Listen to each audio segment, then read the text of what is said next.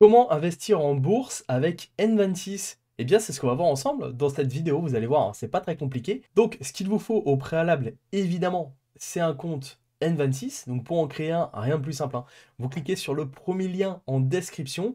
Vous suivez la procédure de création d'un compte et en quelques minutes comme ça, vous aurez un compte N26. Et sinon, eh bien, si vous avez déjà un compte, c'est bon, hein, vous pouvez comme ça commencer à investir en bourse avec N26. Et puis, ce qu'il vous faut également, c'est un petit peu d'argent quand même, hein, pour investir en bourse. C'est logique. Vous n'avez pas besoin de commencer avec 100 euros, hein. Vous pouvez commencer avec bien moins que ça. Donc, on va passer directement sur mon écran, sur mon application N26. Alors, on est directement donc sur mon écran, sur l'application N26 pour smartphone. La première étape à vérifier, c'est que vous soyez bien sur votre téléphone authentifié. C'est-à-dire qu'avec N26, en fait, vous pouvez avoir qu'un seul téléphone qui est bien relié à votre compte N26. Si vous changez de téléphone entre-temps, il faudra refaire des vérifications pour que vous soyez bien enregistré avec ce téléphone-là. Voilà, donc moi j'ai changé de téléphone entre-temps, j'ai dû refaire la procédure de connexion. Ça prend quoi? Ça prend 2 minutes, mais en tout cas, voilà, c'est fait. Et la deuxième chose, eh bien, c'est de valider toutes les informations bancaires. Notamment, il va vous demander votre numéro d'identification fiscale. Vous pouvez le retrouver tout en haut à gauche sur votre dernière déclaration d'impôt sur le revenu. Ça, c'est important. Également votre adresse. Et puis, vous aurez besoin de signer. Donc, c'est une signature électronique, hein, vous le faites en un clic sur l'application afin de valider en fait que toutes les informations soient correctes et que vous puissiez commencer à investir. Voilà, c'est deux étapes importantes. Évidemment, il vous faut, comme je l'ai dit, un compte au préalable. Si vous n'en avez pas, vous créez un compte en cliquant sur le premier lien en description.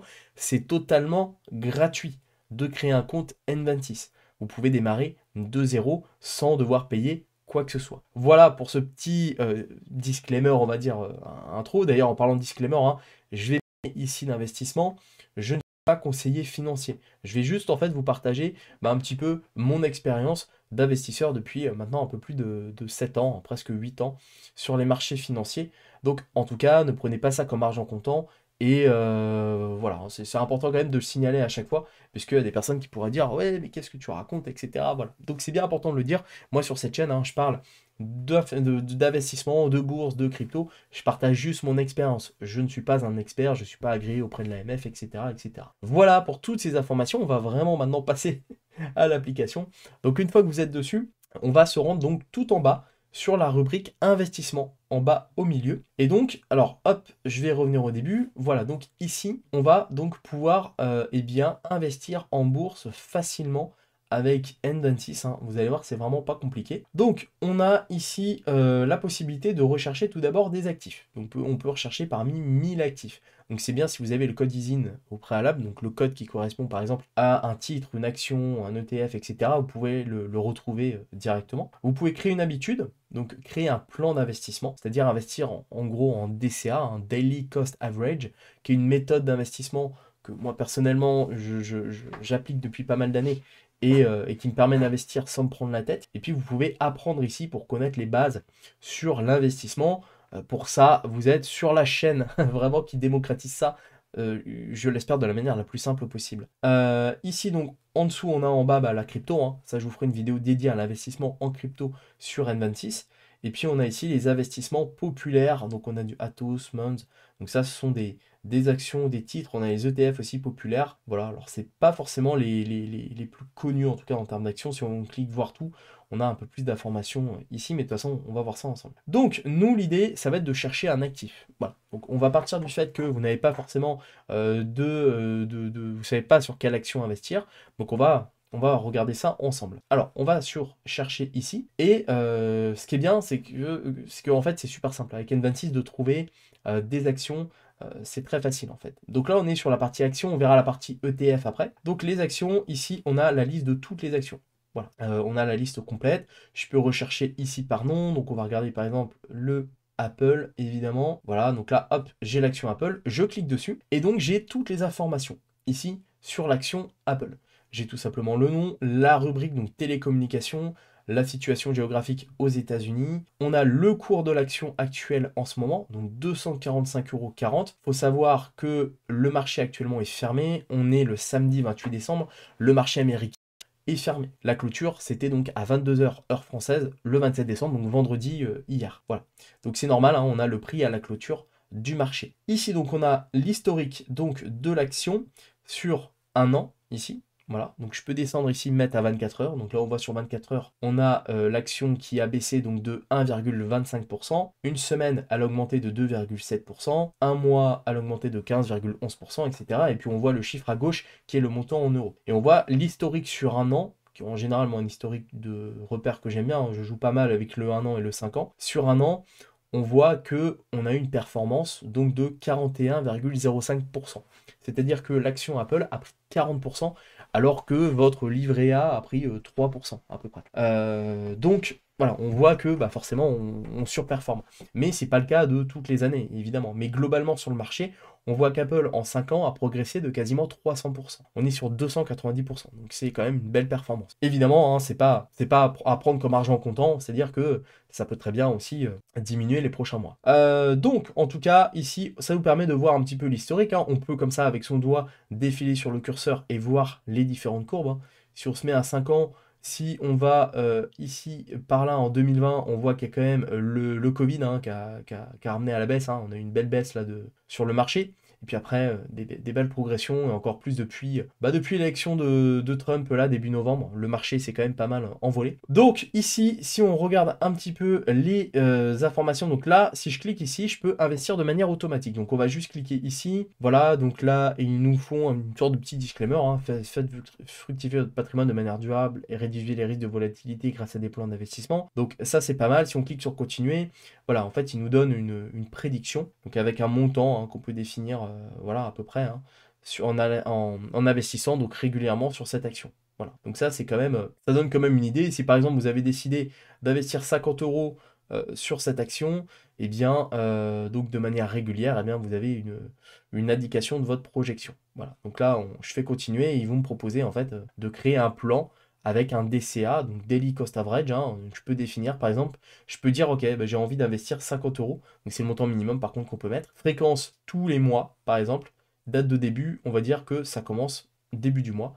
Donc tous les mois, en fait, je vais investir 50 € dans l'action Apple. Et j'avais une prévision, en fait, juste avant, voilà, des résultats que je pourrais obtenir. Voilà. Donc ça donne un peu une idée, le DCA, en tout cas, moi, c'est une méthode que je préconise hein, pour les personnes qui débutent dans l'investissement, mais surtout pour les personnes qui ne veulent pas se prendre la tête avec l'investissement. Voilà, avec là, à faire du swing trading par exemple, à optimiser leurs points d'entrée, leurs points de sortie. En fait, ça crée souvent de la complexité et ça peut empêcher d'investir, ça peut empêcher de passer à l'action. Et on sait que la principale chose à faire, c'est vraiment de passer à l'action. C'est bien beau de voir tout ça, mais l'idée, c'est quand même de passer à l'action et de commencer à investir. C'est d'ailleurs une des meilleures décisions que j'ai prises lorsque j'ai commencé à investir en 2017 en bourse et en crypto. Donc on va continuer un petit peu. Donc là, en dessous, ce que disent les analystes. Donc là, on a 53 analystes externes qui vont faire un peu un audit de l'action et qui vont un peu donner la tangente, qui vont dire voilà un petit peu comment ça va se passer auprès d'Apple, etc. Et là, on voit que d'après en fait leurs prédictions, les analystes en fait s'attendent à ce que cette action atteigne ce prix-là dans les 18 prochains mois, c'est-à-dire une baisse à peu près de 10%. Donc d'avoir un prix cible à 222 € au lieu d'être aujourd'hui à 245 €. Donc ils considèrent que l'action Apple est un petit peu surévaluée en ce moment, ce qui est possible. Avec le marché, j'ai pas fait d'analyse. En tout cas, voilà, ils recommandent en évaluation 5% on recommande de vendre, 30% des analystes recommandent de conserver et 65% recommandent d'investir. Donc voilà, en tout cas, ce sont des analystes, hein, après avoir plus dans les détails, mais ne prenez pas ça, comme je dis, comme argent comptant. C'est pas parce que là, ils vous disent en majorité d'investir qu'il faut le faire. Là, après, c'est vous, c'est votre responsabilité, même moi, j'ai rien, je peux pas vous conseiller de le faire forcément. Donc, en tout cas, ça donne une idée, et c'est bien quand même d'avoir ça. On a ici la valorisation, donc on a des informations sur la valorisation. Voilà, je vous invite à regarder un petit peu dans les détails si ça vous intéresse. Hein. On a du dividende chez Apple, on a un dividende qui n'est pas énorme, hein. On a un rendement de 0,39% de dividendes. Donc ça, c'est pas forcément négatif hein, de se dire que le dividende est bas. En général, les entreprises qui versent beaucoup de dividendes sont souvent, je trouve, ont une moins bonne valorisation et sont un peu plus risquées sur le long terme pour moi. Donc après, c'est vraiment un choix propre à chacun. Et ici, on a des informations sur l'entreprise, la rentabilité, la marge brute. On sait qu'Apple est reconnu pour sa marge très élevée, globalement par rapport à d'autres entreprises du secteur, et le bénéfice par action, etc. Donc là, on a toutes les informations. Vous pouvez également vous renseigner sur d'autres sites. En tous les cas, les ordres seront traités à l'ouverture du marché. C'est-à-dire que si aujourd'hui j'effectue un ordre, on sait que le marché aujourd'hui américain est fermé. Il ouvrira lundi prochain, à peu près autour de 16 h heure française, 9 h pour le marché américain, enfin directement si vous êtes aux États-Unis. Donc là pour le coup, bah voilà, c'est pas aujourd'hui possible. Si j'effectue aujourd'hui un ordre, donc si par exemple je décide d'investir 50 euros, eh bien l'ordre sera effectué à partir de lundi, à partir de l'ouverture des marchés. Donc là, c'était le cas pour le cas d'Apple, hein. Je recherchais en fait une action directement. Mais après, ce qui est bien sur N26, c'est au niveau des filtres. Et je trouve que c'est super facile. Donc je peux en fait tout d'abord filtrer par pays. Donc là, je clique sur pays ici. Autriche, Belgique, Danemark, France, etc. Donc je peux choisir en fait le pays sur lequel je veux investir. Donc si par exemple j'ai envie d'investir sur le marché toujours américain, eh bien, je vais mettre États-Unis et je vais mettre voir les résultats. Donc là, ça me filtre automatiquement toutes les actions américaines. On a du Nvidia qui ressort. On a ici du Tesla, du Intel, du Amazon, etc. Donc j'ai toutes mes actions américaines qui sont ressorties ici. Et si je veux, je peux le coupler avec secteur. Donc je clique sur secteur ici et je peux bien directement choisir un secteur. Moi, dans mon cas, je vais choisir la tech, hein, qui est aujourd'hui, de toute façon, un des secteurs les plus rentables. Donc, je sélectionne la tech, mais je peux également le combiner avec un autre. C'est-à-dire que si je veux, je peux combiner la tech avec banque et banque d'investissement, par exemple. Voilà, donc je combine les deux.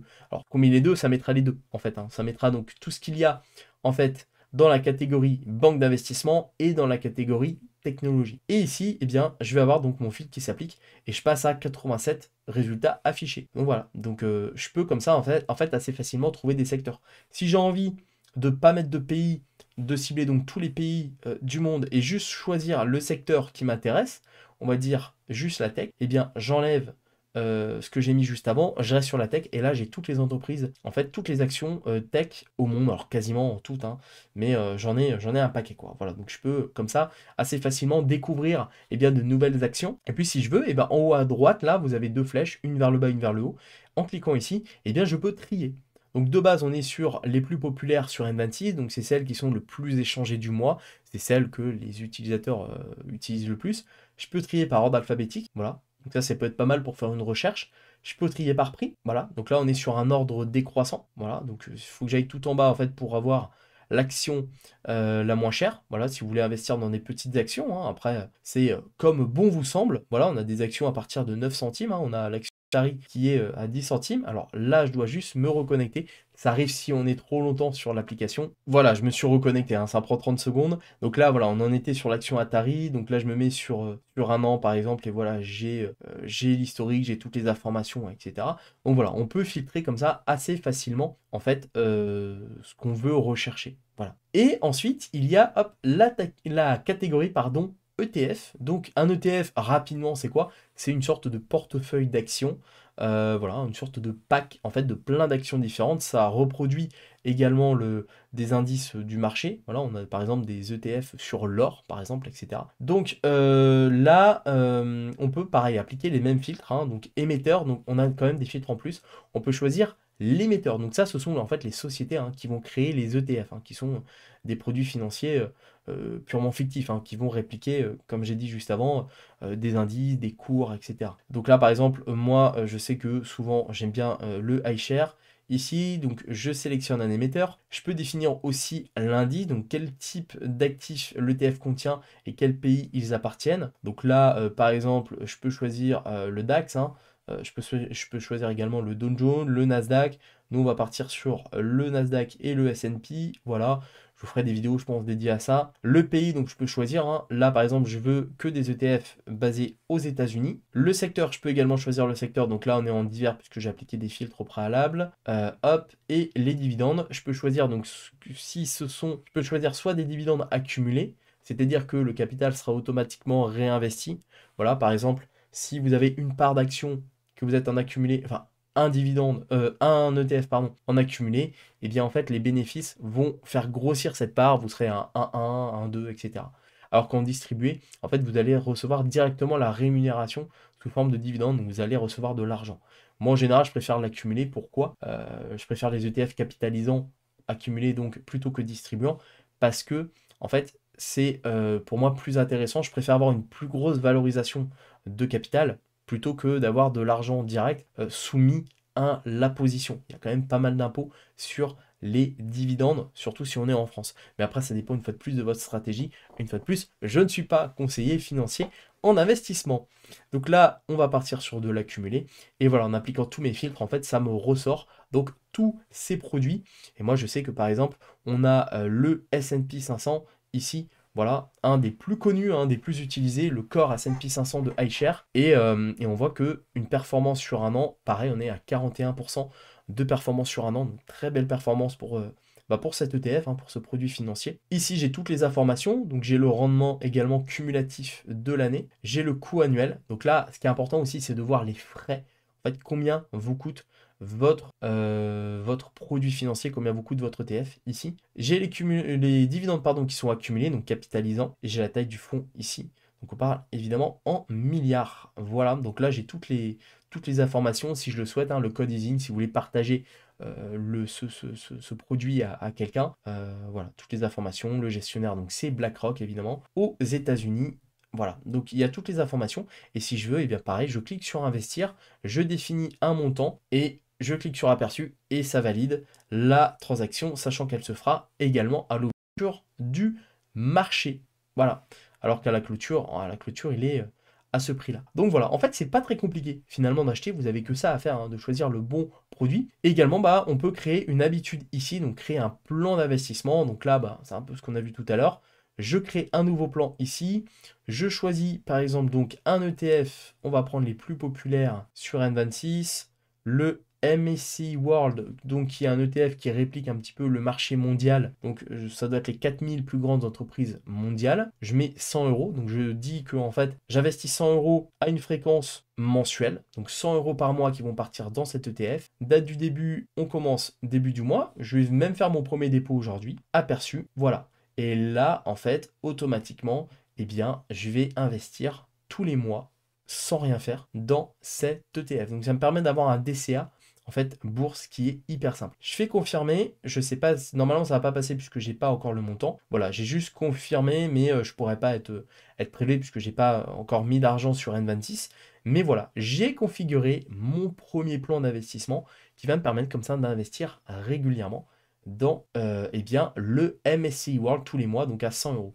Voilà, donc si je veux l'enlever, après je peux annuler le plan ou le suspendre, je peux même le modifier en temps réel. Donc c'est super simple, c'est super bien fait et franchement, c'est très facile en fait d'investir en bourse aujourd'hui avec N26. Donc nous, on va annuler le plan. Voilà, mais si par exemple, vous avez une augmentation de salaire, vous avez un peu plus de revenus, vous souhaitez investir plus, et bien vous pouvez augmenter en fait ce montant. Vous pouvez passer à 200 euros, le mettre à jour, et puis après, vous aurez du coup, ça sera actualisé, vous serez prélevé de 200 euros au lieu de 100. Voilà, nous, on va l'annuler.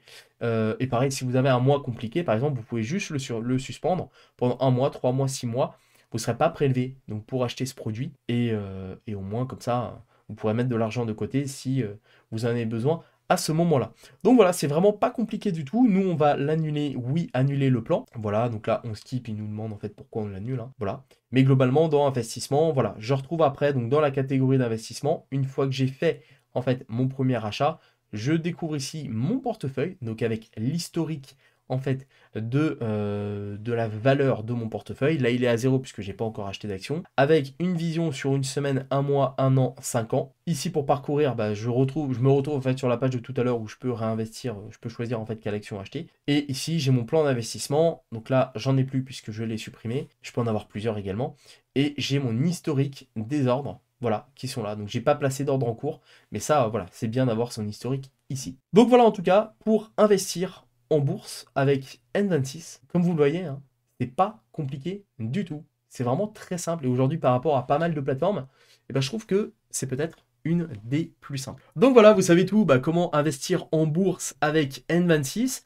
Maintenant, pour commencer à le faire, rien de plus simple, hein, vous commencez par cliquer sur le premier lien en description pour créer votre compte chez N26. Voilà, au moins comme ça, eh bien vous pourrez commencer à le faire. Si vous avez déjà un compte, connectez-vous évidemment avec votre compte. Mais en tout cas, si vous n'avez pas encore de compte aujourd'hui, faites-le en passant par mon lien en description. En tout cas, si cette vidéo vous a plu, n'hésitez pas à mettre un pouce bleu pour aider au référencement de celle-ci. C'est aussi un moyen de remercier mon travail. N'hésitez pas à vous abonner à la chaîne YouTube si la finance, si l'investissement en bourse vous intéresse. J'essaye de démocratiser ça de la manière la plus simple possible. J'en parle sans me prendre la tête comme un passionné pour vraiment vous inciter, et bien vous aussi, à passer à l'action. Je vous partage également mes 7-8 ans aujourd'hui, au moment où j'enregistre cette vidéo, d'investissement sur les marchés financiers. Et puis, n'hésitez pas à mettre un commentaire. Voilà, si vous avez des questions, des suggestions pour cette vidéo, n'hésitez pas à le faire. En tout cas, je vous aiderai en répondant à un maximum de commentaires. Voilà, et bien il ne me reste plus qu'à vous souhaiter deux choses. Tout d'abord, bonne création de compte. Passez bien par le premier lien en description pour créer votre compte gratuit chez N26. Et puis, surtout, à votre succès.